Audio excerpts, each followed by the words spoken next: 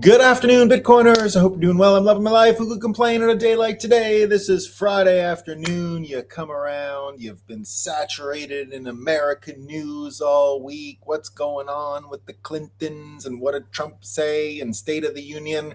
Here on Friday afternoons, we talk about a much more entertaining country. We talk about Canada and all the failures and mediocrity. It's a special week in failure. It's a special week in mediocrity for that country.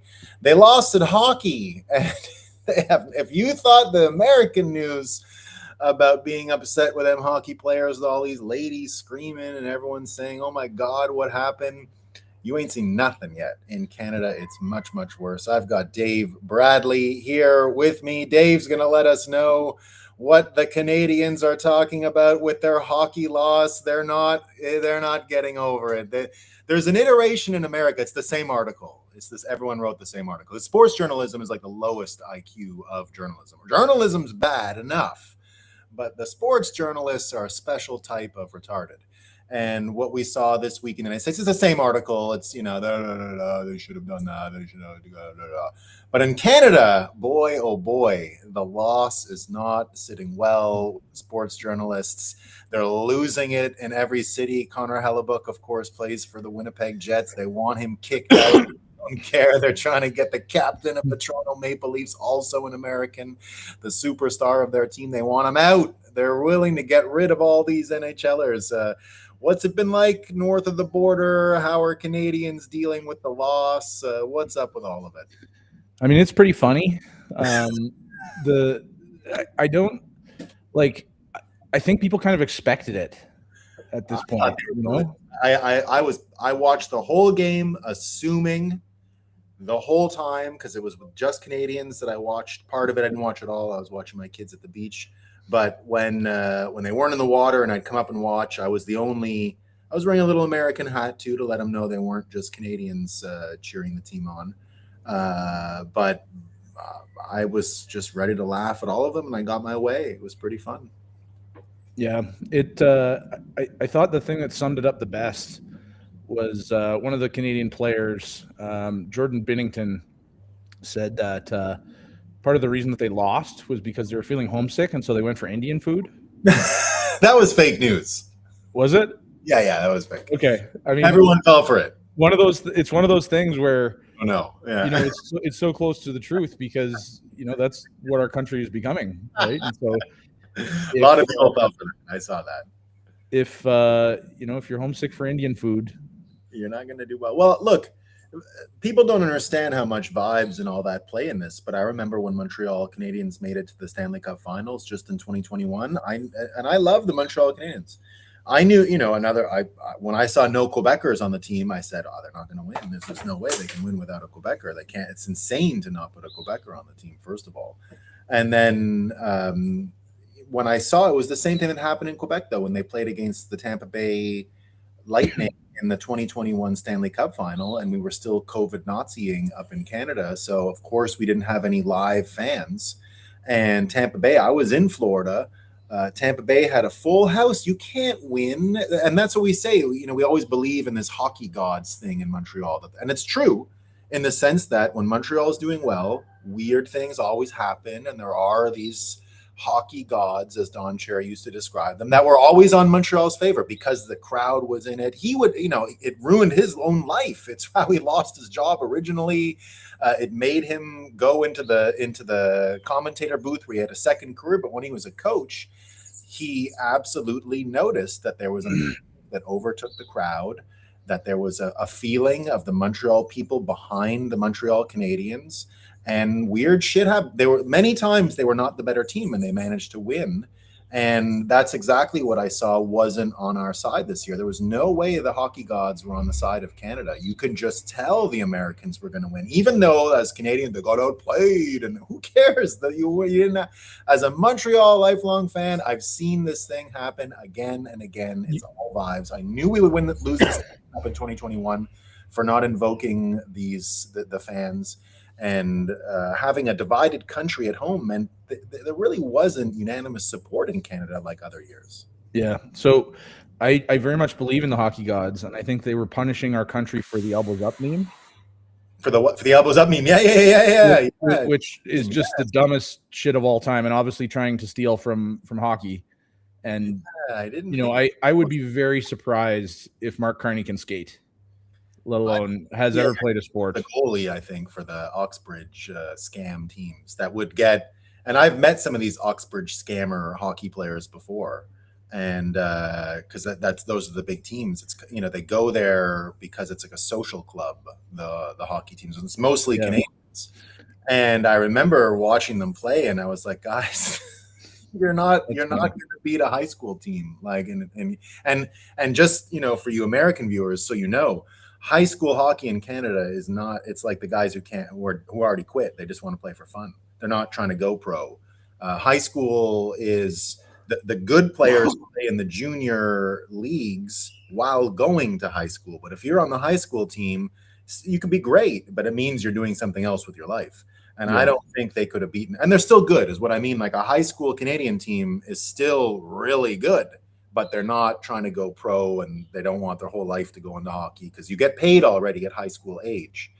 If you play junior, it's a small paycheck, and you have to move because you get drafted and you don't get to live at home anymore. So you got to switch towns and you got to go somewhere else, and usually some far-flung town. And it's a big part of Canadian culture. I mean, the junior travel ranks and the little teams, great big portraits of the Queen in some of these arenas, and just real Canadiana. And the high school guys who I think could beat any one of those European colleges, I mean, pretty easily. They're not even in that. They just stay home. It's because they don't want to move away from home, and they could win. Ernie played there already, 50 years ago. So absolute trash hockey levels. Yeah, I don't think he's a goalie as well. Goalies are normally better skaters. In his case, I think he was hiding a deficiency. Yeah. So one of the only good reasons to stay in Canada, as I've been ranting to everybody I see about Alberta independence, one of the only good counters that anybody's had is that we will no longer have the hockey team. We'll no longer have the Canadian hockey team, right? We'll have to be the Alberta hockey team, which will set us back, certainly, right? We'll lose a huge amount of talent, but so will Canada, right? Like we've got those Western Canadian defensemen are a clutch part of Team Canada in hockey. That scores too, man. You got everything out there. We'll have to sort of rebuild our hockey program, but when you frame it that way of like the hockey team is the only thing we have, and we lose in such embarrassing fashion at a politically charged time to the Americans of all people, like what that kind of kills that argument. Like what is left? Like, and that was literally my follow-up question. Yeah, I don't just mean the hockey. I mean the way, like the Soviet Union in 1980 wore their loss with more dignity than the Canadians. Yeah, like the actual communists were way more dignified in the 1980 Olympic loss to the United States than Canada. They're embarrassing themselves further with the loss. The media and the crying and the hysterics and the mental illness just flowing out into the screen, onto the page in Canada with this loss. It's embarrassing on so many levels. Like I said, they're calling for the captain. Imagine superstars to just leave Canada because they went for dinner and hung out with Donald Trump and then got a big applause at the State of the Union and wore those beautiful USA sweaters. And now, so that's what I mean. The reputation of Canada with the cheating at the curling and with the crybaby hockey loss and all of this stuff has finally, I think, taken a hit. The brand that used to be the Maple Leaf being one of the strongest brands in the world, it was generally viewed as the top branded country in the world for a long time. But now, with what happened over the Olympics, you finally have this shifting perception of the value of Canadian citizenship. And I wonder if that's one of the most persuasive things you've seen in Alberta. The hockey being a part of it, like you said, that the hockey argument is gone, but even the reputation thing, like we're Canadians and we're great, that seems to be leaving this in record time. Yeah, our reputation is that we're slowly becoming Indian, and that our national identity is one of, like, the elbows up thing sums it up so perfectly. Like Carney didn't even mean to create a meme against himself, but he did. And you know what I mean? It's shocking how bad he is at memes, and the left is always like that. But it just, like, they just look like a bunch of retards. And I was having this conversation about the hockey and kind of the national identity with a friend of mine who played junior hockey, very huge hockey fan, and he's still involved in the hockey world, and he's like, Alberta has a pretty similar population to Finland, who has been a powerhouse in hockey for a long time now. And if we take a little bit of that, $40 to $60 billion a year that's being siphoned away from our province, just a tiny bit, and put it into hockey development, we're going to be back as a world power in hockey in like no more than a decade, maybe 5 years. We're going to be back, and the first tournament, and it'll be. I think we're going to see a situation kind of like what you see in basketball with Yugoslavia. Like if Yugoslavia was still a country, they might be challenging the United States right now for, world supremacy. But instead, they've got this, they've balkanized, and the Serbians, for example, almost beat the United States in the last Olympics. No, I mean, honestly, that's all Quebec ever really wanted was a hockey team, to be honest with you. If you boil it right down, they want to see, I don't just mean actually in a hockey team, but they want to see their colors. They want to see their people out there winning and losing. They're fine. They don't think they're going to win, but they've always known they've had an outside chance of winning the gold medal every single year in hockey. And so why not? Like the whole tournament would be more interesting. Even if Canada somehow manages to stay together, I still think we should have 4 or 5 hockey teams because it's a bit boring. It's always Canada, Russia is banned, so they can't come, but USA, and then one of these middling powers, Sweden or Czech or Finland, can pierce through and maybe have an upset and be on the podium or something. But it's not, if Canada had 4 teams, the tournament would be really interesting. And every one of those 4 teams can be the American team. That's the difference that people don't realize. Like, sure, America can ice a world-class team that always can challenge Canada or anyone for the gold medal. The difference is the 4th team in Canada can also win the gold medal, and America still is nowhere near that. They don't have 2 teams. They have 1 team. That's very good, but they don't have 4. Canada has legitimately 4 world-class teams inside of its country. So. Yeah. Well, what I'm looking forward to is the day that the hockey gods grace us with an Alberta versus Ontario Olympic matchup. And my favorite thing in all of professional sports is watching the Maple Leafs lose. Oh, it's very such a tremendous. I agree. I'm a big Leaf hater. I get most of sports. If you don't have a team, it's hatred, right? Yeah. Hatred is a prime motivator. I'm not even that big of a hockey fan, but I really love seeing the Maple Leafs lose, and I really love seeing Toronto cry. One of my favorite jokes for the audience who doesn't know, the Maple Leafs are perennially like, imagine you are the New York Yankees, but you're also retarded and you don't know what to do with your money. And so they just always lose. Like, I'm a Yankees fan because I was an Expos fan, and then it was terrible because we had no money. And so when I moved to New York, I was like, fuck it, I'm not living like this. I'm just cheering for a team that doesn't even think about money. And so, but the Leafs, for the viewers at home who don't know, there was a period from about 2004 till about 2016 when they had the most money in the league every year perennially, but they never even made the playoffs. And I got to do a joke for about 5 or 6 years straight, from about 2010 to 2016. When playoffs began, I would call Leafs fans over. I'd go, guys, check this out. Come see this. Check it out. And the game would be on. I'd say, you've never seen anything like this. This is playoff hockey on an HD TV. And they would always fall for it. I always have these Leafs fans like, what are you showing me? And then I'm like, look, because they'd never seen it. They'd never made it. And then they finally made it and have only lost every series, usually when they're up 3-1. They've broken the record all time, and like the times when they're up 3-1 in a game, in a best of 7, and blow it. They did it like 4 times in a row or something completely absurd. Montreal did it to them in that run that we took to the Stanley Cup Finals. They keep doing it. So they're the biggest chokers, the biggest losers in the history of sports. I don't think there's anything else like it in sports. The Maple Leafs are just absolutely pathetic and fun to watch fail. I'm a big fan of it. But again, that reputational thing, I think it's very persuasive. If Alberta, like, to me, that was always the number one obstacle to Alberta separation, was the strong Canadian brand and the appealing identity of Canada, and like you said, hockey having a special part in that. Without that, it looks like there's a vacuum, and it looks like people can start being proud about being Albertan to replace that vacuum. People want to be proud. So did you notice any of that with these Olympics? Did you actually finally talk to people who went, you know what? This Alberta identity thing, which is more local to me, more about the actual land I live on, and the mountains and the land that, does that make a difference? Yeah, I mean, that brand is definitely very severely damaged.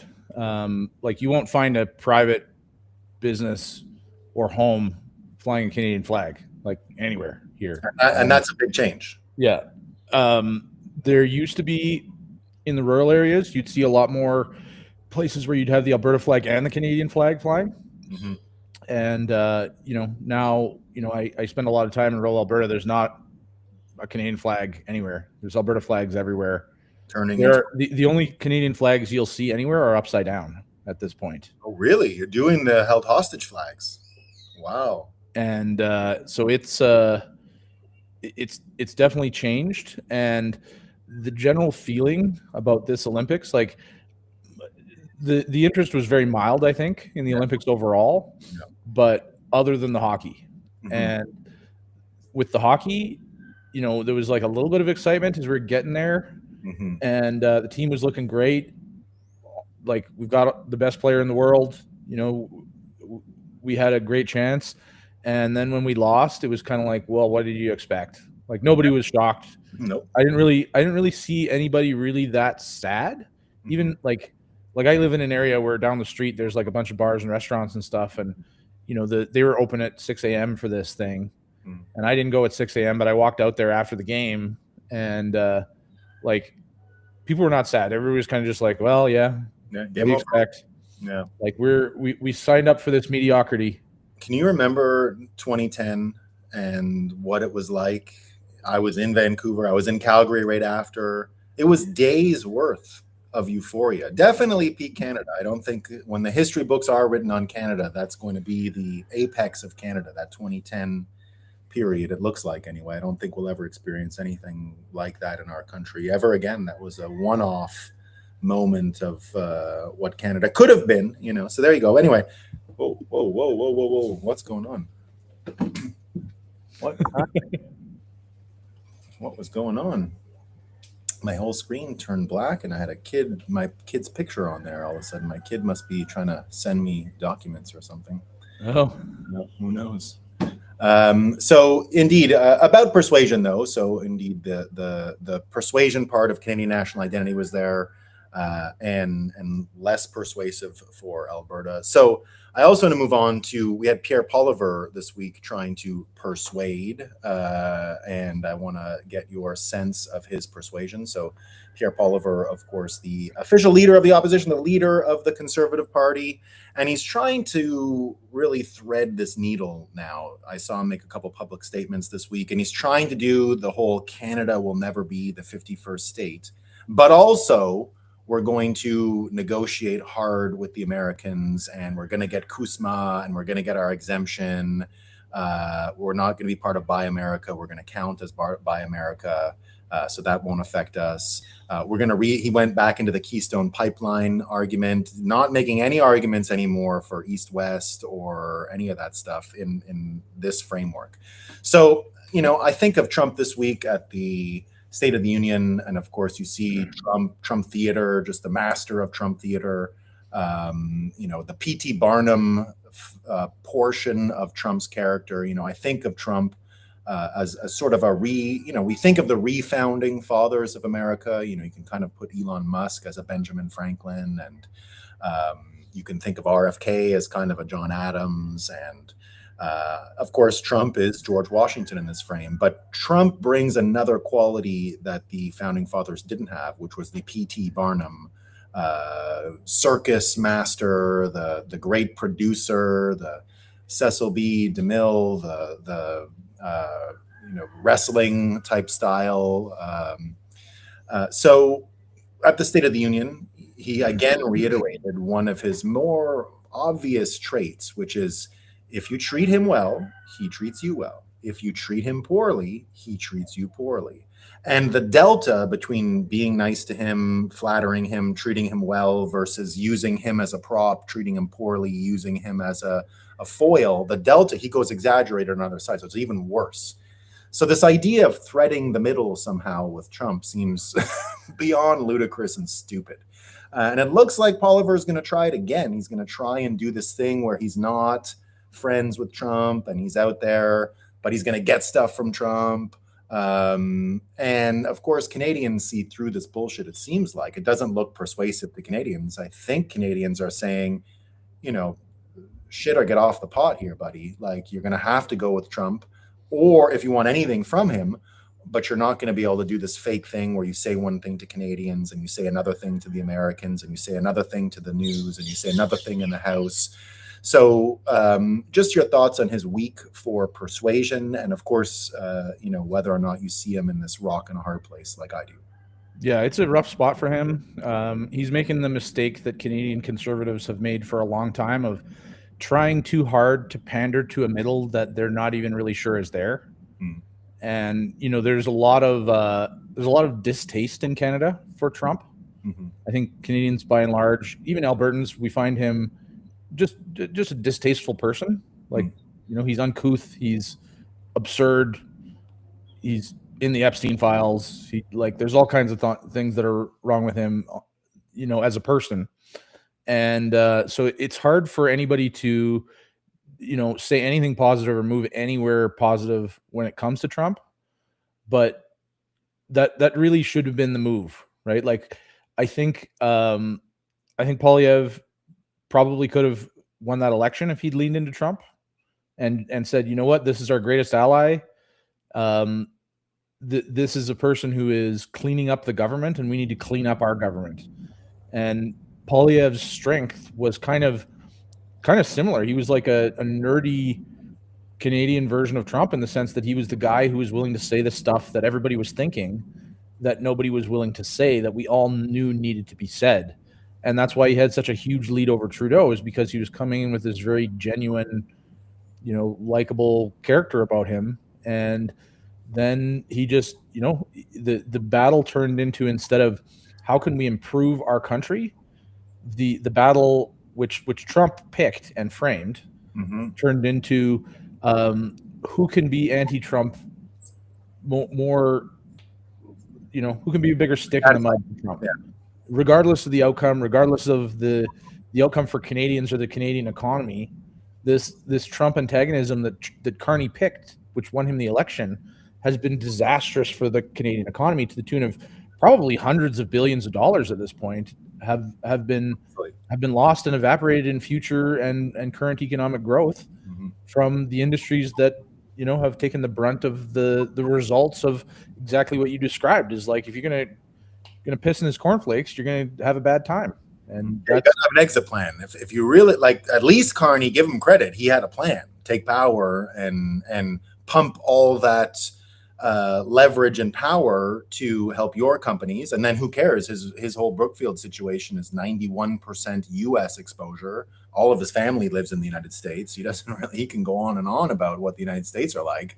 It helps him, you know, materially. But as far as power goes, he gets it by speaking the opposite of that. And I don't think Poliver has the same path to power. So I just don't see this as persuasive. I don't see who this benefits. It just looks like more weak conservative framing and weak conservative persuasion. Yeah, and I think we're seeing that a lot here. We had the conservative convention here recently, obviously, where Polyev's leadership was reconfirmed in a landslide win. But I didn't go to the convention, but I went to a lot of the like after parties and stuff like that. And I think Albertans, by and large, are becoming pretty disillusioned with the Conservative Party of Canada. And this idea that like they can help us at all is quickly fading.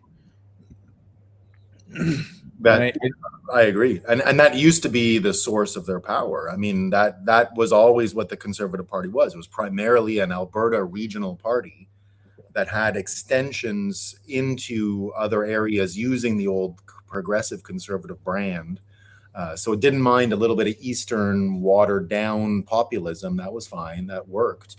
But now it looks like that's all that's going to be left is the Eastern watered down populism, which is kind of just liberal light. And Yeah, know just the another like a Doug Ford conservative, right? Like guy.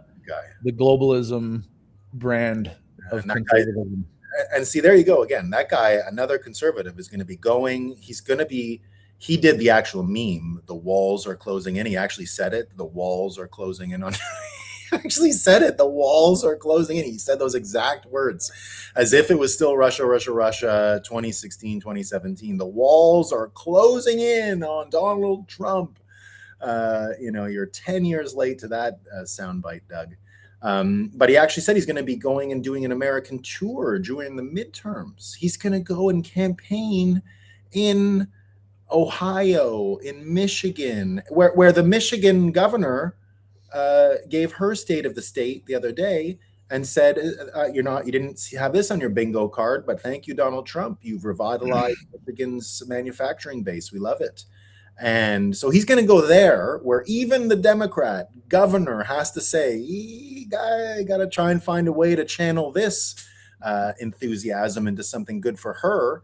And Doug is going to go and try to make trouble down there. I don't think it's going to go very far. Doug's got wild.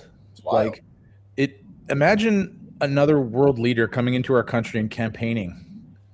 Like it's a blatant example of the kind of foreign election interference that Trump has been accused of, and they're just doing it out in the open. They're literally meddling in the affairs of another sovereign nation. And so that could be an act of war. I think it is. I think Polliver is even harder spot because he should be using these people for contrast, and he's going to be asked to create a space between him and Doug Ford because of this stuff. Can he? I don't think he can do that. I think he's so on this little narrow road that he thinks is going to allow him to win. This is still the same disease that Stephen Harper brought to the party, though. I'll be honest. He believed that there was a trick and a formula of a disciplined talking points path that could get you to this place. That's why I knew Trump was the answer to American politics, because I'd seen the best attempt at version control and talking point control that you could have mustered. You couldn't have performed according to a Christian, conservative, balanced, all the stuff that they wanted out of the Mitt Romney world better than what Harper did. That was the A+ score for that. But they were too naive in the end, and inevitably fake news will fake news. They don't need much, and they'll hallucinate it if they need to. I mean, look what they can do with hockey. They don't need much, so you're never going to get it. Only Trump figured that out. That's when I saw Trump, and he was actually hitting back with his own stuff. Whether it was made up or not didn't matter, but at least he was playing the fight as in, like, I'm going to hit you back. So speaking of hitting, you hear them this week, Polliver and Carney trying to go at each other in the House. And again, you hear Polliver, so I guess back on Persuasion, he's trying to talk about the failed GDP. The numbers are out, we're the worst in the G7. So Polliver tried to make a big argument about the G7 stuff. But again, he's doing it in the numbers way. He's doing it in the House. He's trying to do it with, like, look, we're poor on paper. I get economy moves people, but not whining about the fucking GDP. I don't see one landed punch all week from Polliver and the Conservatives. Not one. I just hear him talking about GDP. It's the lowest in the G7. More numbers, more fake data. G7 fake, GDP fake. I don't trust it one way or the other, up or down. I don't care. G7, I also don't give a shit about. Who cares about the G7? Measure yourself against the United States. They're doing great. But just go with comparables. Like, how are they doing? How are you doing?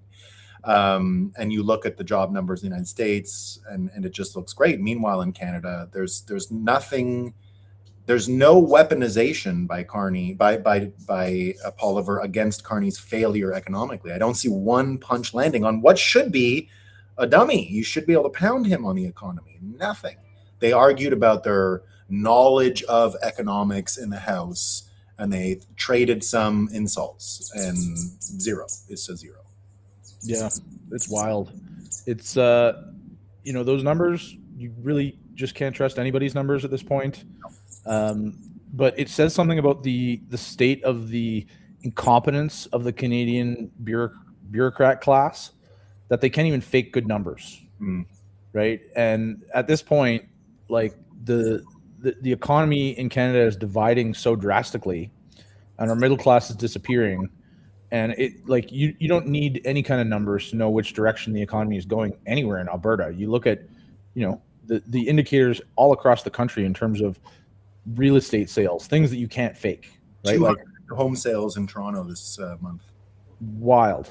Like that's how many homes they sold in 1981 in Toronto. 81, exactly. Yeah. And that is just an indication of the fact that, like, I've said for a while that the fiat system and Canada in particular, I've always used the Wile E. Coyote meme of like Roadrunner runs across the canyon, Wile E. Coyote runs out of the cliff, and then he like hangs there in midair, like for a second while he realizes that the forces of gravity apply to him before he starts to fall. And I was saying we were there at that moment for a long time, but like now we've started to fall. Yeah. Like and it's in free fall. We're lucky enough that it's not really in free fall here. The economy and the real estate market and everything is quite soft here, but it's not in total capitulation mode like it is in a bunch of other places in Canada. And there's no possible end in sight really here, right? Like if we as Canadians, if we somehow got an election, which is looking less and less likely, I think, as Carney consolidates power by bribing more conservative politicians to cross the floor. But even if we did get an election and Poilievre won, like, would he be putting us in a better position at this point? Like, I think he's just more of the same, and he's paralyzed by the fear put in him by his political strategists who've said that he has to be anti-Trump. And whether as a candidate, the opposition, or in government, I don't have any trust in Poilievre that he'd be doing anything that would really improve Canada at this point, because he's just, he's a pawn to the whims of the political class who are foaming at the mouth with Trump derangement syndrome. So, there's not any hope in sight for Canada at this point. The economic news story that did make some traction on X anyway, it didn't with the normies, was the ironic case, or the hilariously stupid case, of Canada importing its LNG. A whole tanker managed to come up from Australia. So it sailed around the world and made it. Imagine Canada is importing LNG via some fucking boat, I guess, and it's from Australia.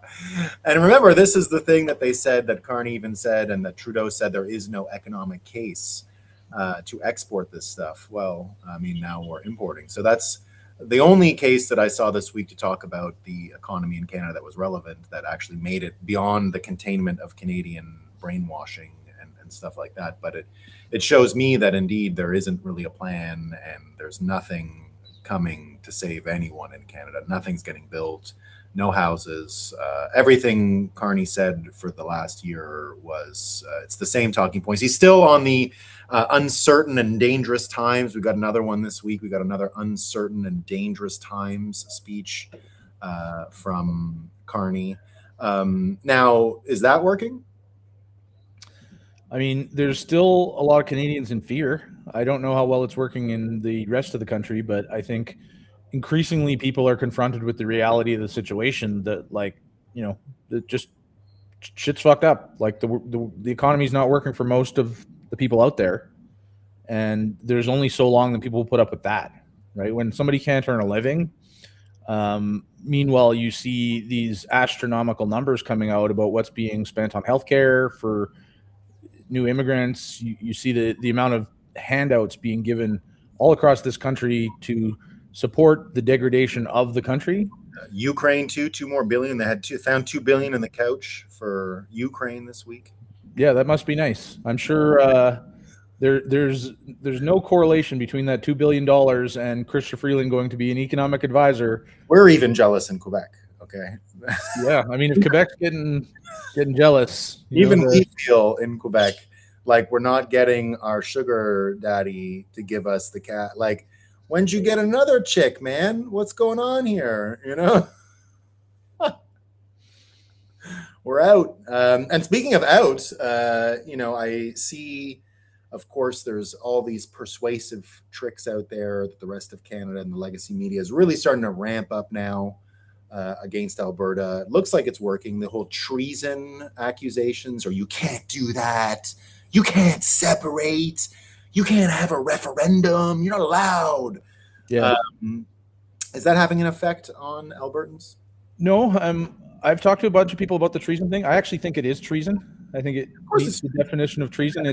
Treason is harming the sovereign, right? And it's absolutely going to harm the King of England when we take away his largest oil resource, right? The King of England, the Crown, which people believe to be the government of Canada, it's not. It's the King of England, owns around 80% of the land in Alberta. And I had a conversation with somebody talking about the national parks, talking about Banff. We've got like one of the most beautiful places in the world. Is about an hour away here in Banff, and it's in a national park.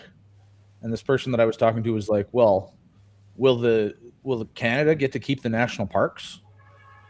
And because they're national was the idea, right? And it was like, no, it's in Alberta. Like we're kicking out Canada. We're taking all of the land that is currently owned by the Crown, a sovereign from another country that we have not sworn allegiance to. We have not opted into that system. This person, a foreigner, owns most of our land, and we're kicking that person out. That's the move of Alberta independence, is we're removing ourselves from the influence of the British Crown, who has for so long created a parasitic system where we're paying into it vastly more than we're getting out of it. And really the hope, I would think, is that once we take all that Crown land, we can sell it, we can privatize it. And when you're the thing that I want out of this, when you're in Switzerland and you're like driving around and like every 5 minutes there's a mountain castle, right? And we only have 2, and that they're old. So we need another couple dozen mountain castles here in Alberta.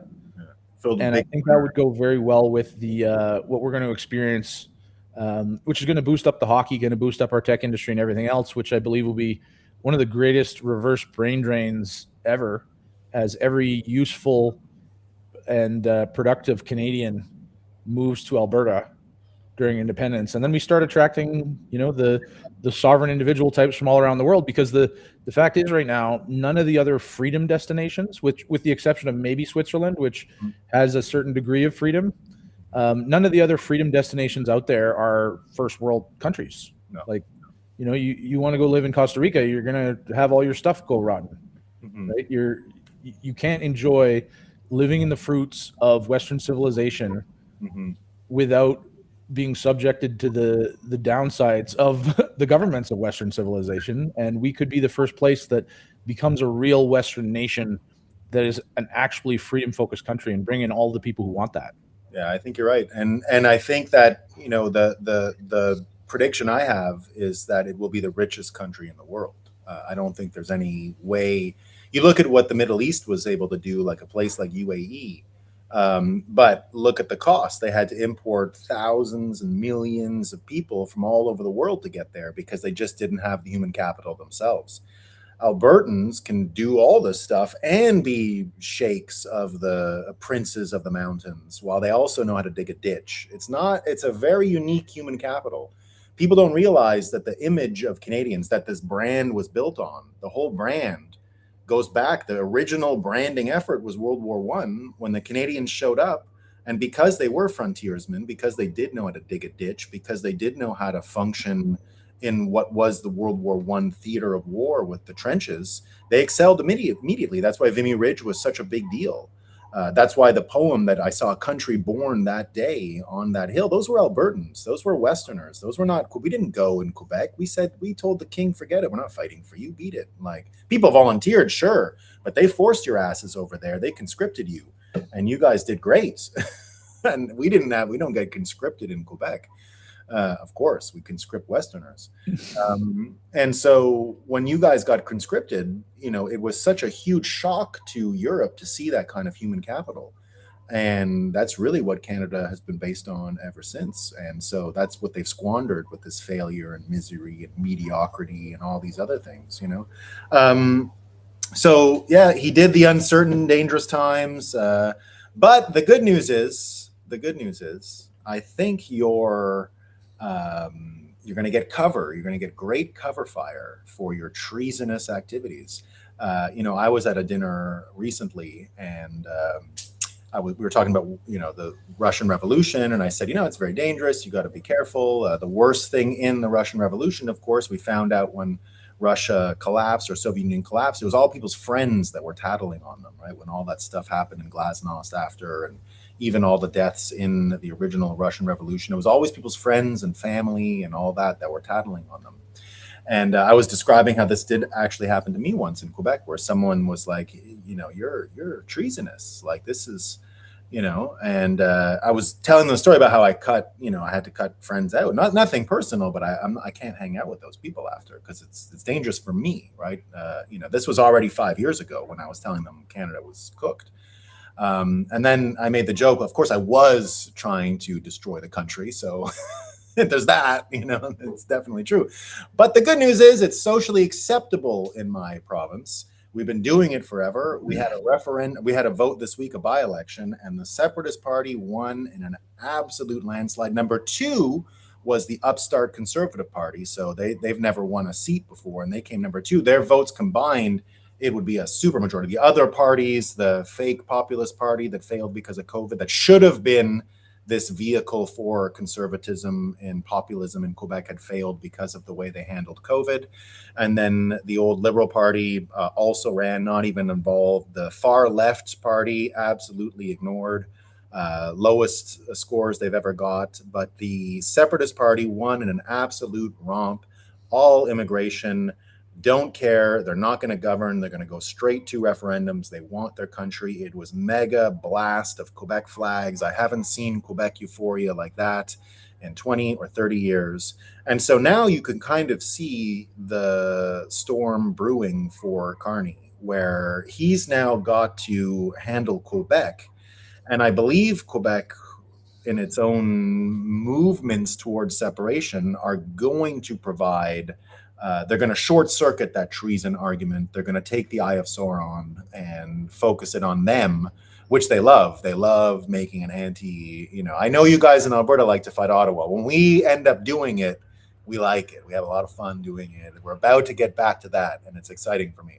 And what I see is the pincer move now being possible, and you're going to see Carney stuck between a belligerent and hostile Quebec and a belligerent and hostile Alberta. Is that persuasive for Alberta to get this cover fire from Quebec? Is that going to change things if they see Quebec modeling how to antagonize the federal government? I don't think Albertans really care.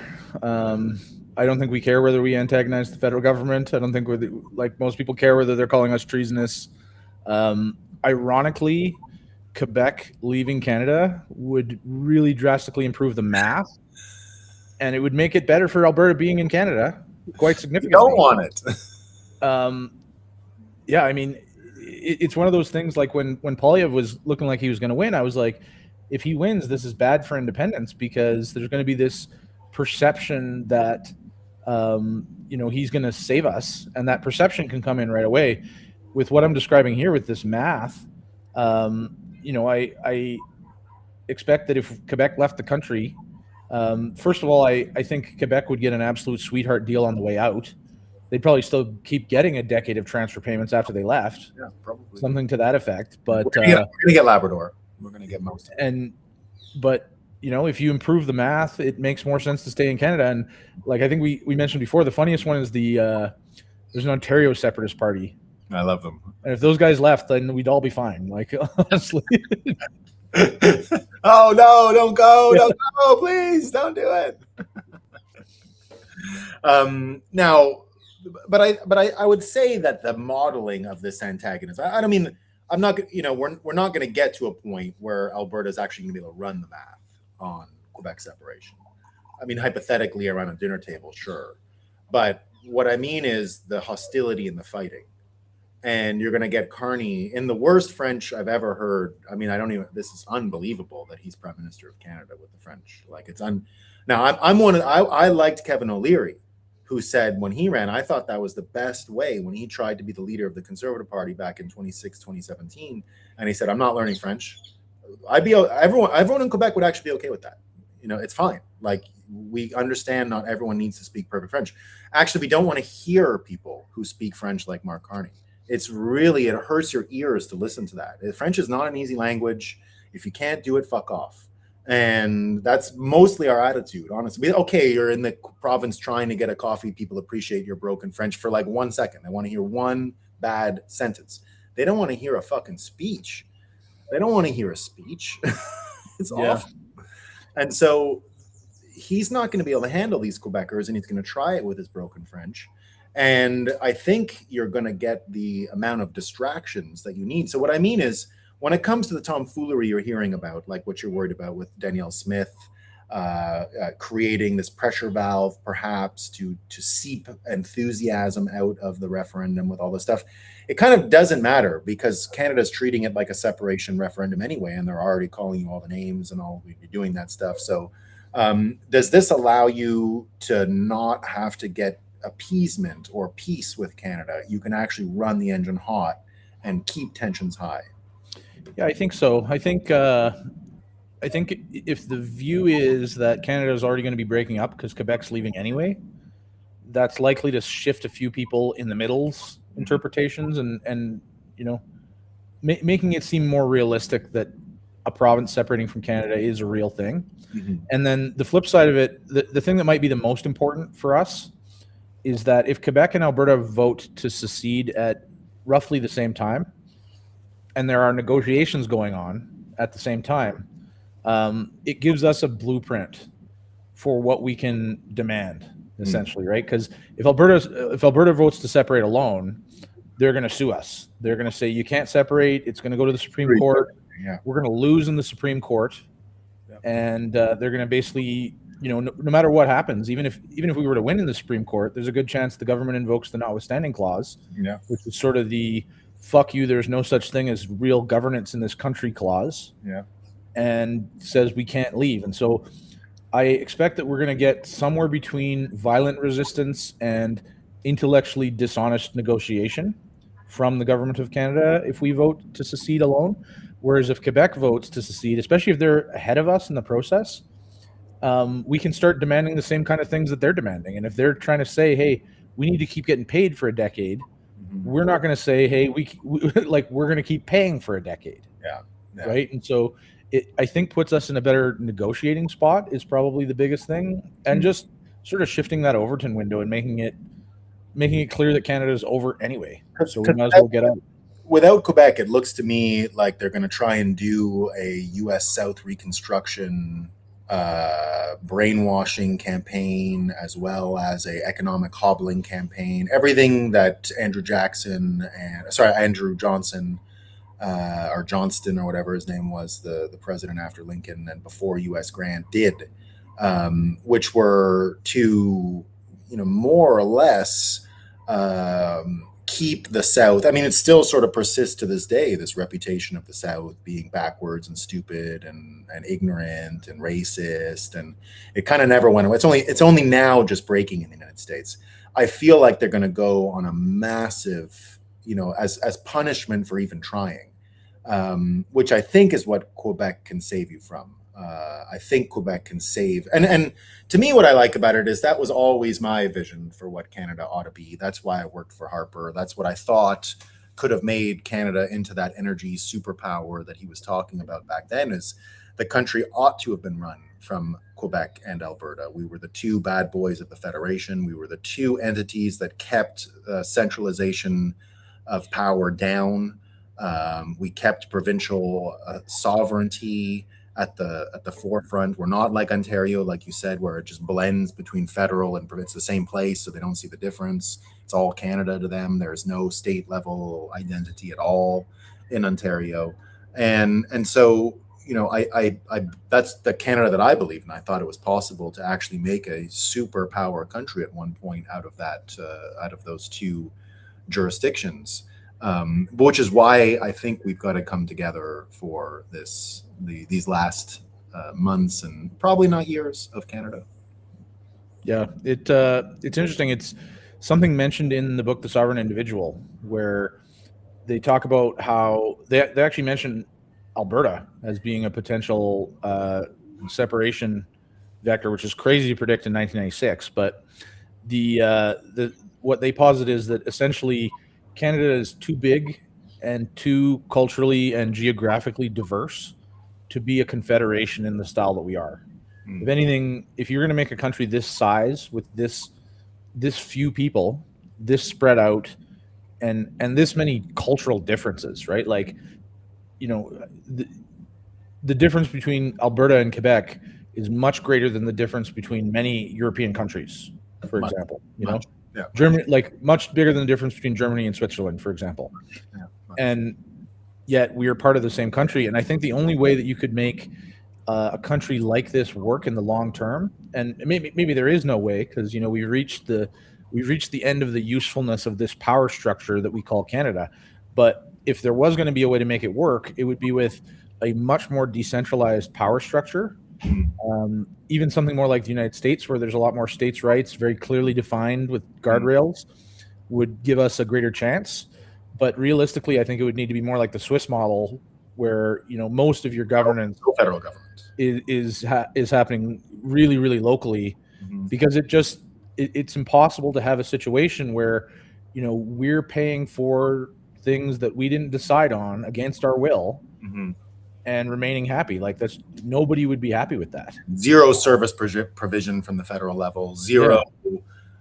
Basically a little bit of defense coordination and a little bit of harmonization when it comes to infrastructure crossing provincial lines, and that would be the extent of a federal government purpose as far as I can tell.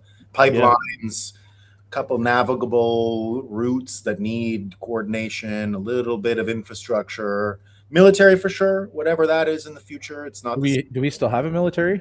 No. That's good. So they ran out of hair dye, so they had to take a break. They were out of blue hair dye, and they're too backed up on the operations.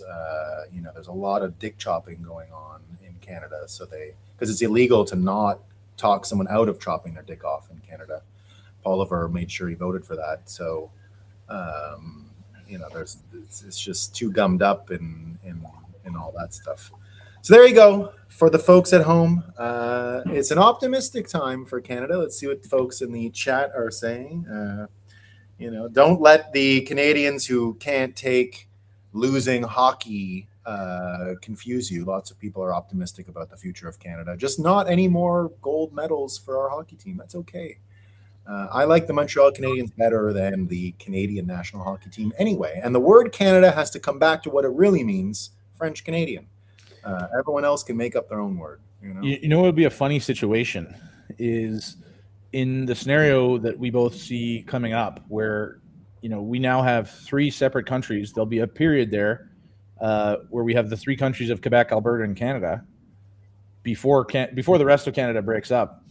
And Montreal's hockey team will be named after a foreign country.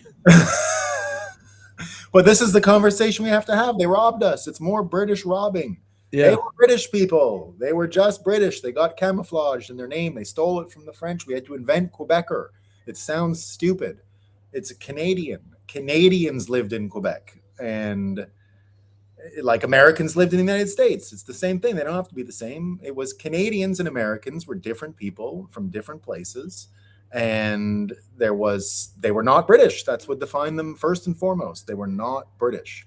And somehow the British stole the name. And so we're still living in that nightmare. But that's okay. That's okay. We're happy about it. They spell it differently. There's an E in the hockey team, the Canadiens, because that's the true name. Well, man, I appreciate it. You got plans for the weekend? I am taking my son out to a small town in Alberta to go to there's a UFO diner. Love it, man. Love it. UFO diners. You got dinosaurs out there. You got UFO diners. It's real Western North American aesthetic out there. We love it. Yeah, awesome, it's man. cold though. Yeah, I bet it is. I'll be home in a few weeks, so It's we're looking forward to it though. We start to get jealous pretty soon once your time changes and it starts being sunny late out there. I can live with the cold, but I like the extra sunlight. It doesn't change here. It's 12 hours, always 12 hours. So Yep. we'll see. The breeze is starting to die, and that usually is my sign to split. Once the breeze goes and once it's brighter up north and later, I can live with the lower temperatures. So there you go. So have a great weekend, my man. Hope you have fun with your kid. Bye. Take it easy, man. Take All care. right, folks. That's what we got for today. I got to head out. I've got some sailing lessons to bring my kids to. Friday night fun down here on the island. We will not talk about Canada at all. Nation states on life support. LFG, Great Awakening Gang. Good morning, Great Awakening crew. Greetings, non-sludge people indeed. Lots of people over there in the Rumble chat. Howdy, gents. Howdy, Charlosky. Hope you're doing well. Time to build the Alberta Helms Deep. Your Helms Deep. Good idea. That's a very good image. Johnny Midas in the house, too. Hope you're doing well, my man. Replace the American players with trans Canadians. Blowing in the wind. Johnny Rico in the house too. Love it, guys. Panama City, where the grass is green indeed. After Venezuela, Alberta became an obvious next move. It must be done. It must be done. Listen to Tom Luongo make a decent argument for Alberta joining the U.S., mainly for military protection. Canadian truckers times 1,000 event. Thoughts? Great show, my dude. Thank you, CB Van. I think you have to go through this is a big psychological change for a lot of Albertans, as Dave just told you. I think they're wedded to giving a shot at independence first. But again, my prediction is what deal they get with the United States will actually change the United States. I think they're going to be offered some flexibility that no one has seen at the state level before, and it will actually alter the configuration of the United States going forward. It's a new America, just like it's a new Canada, just like it's a new Alberta. Alberta will get its independence, but it will be mixed with, indeed, like Tom Luongo said, a little bit of American security concerns. The reason being, Alberta just is landlocked, and so they need something a little more than a commercial arrangement with the United States because vendor lock-in, right? You don't want vendor lock-in at the level of a state. So vendor lock-in being if they just decide to change the rules at the border one day because it's a new administration, they don't like Alberta. Alberta doesn't want to be in that spot. So there you go. That's what we got today. I'm going to be wrapping up another Dynamite Friday slate. Thanks, Nolan. Thanks, Charlosky. Thank you, everyone. All right, folks. I hope you all have a great day. I'm cutting down. That was to my producer to let him know to go to commercial. And I'm out of here. So thanks for coming, guys. I appreciate it. You're going to see the logo. You're going to see the thanks for coming screen right after. Like, subscribe, do all the fun things. We love the fun things. And I'll see all of you Monday morning for the Great Awakening. Have a great weekend. Peace.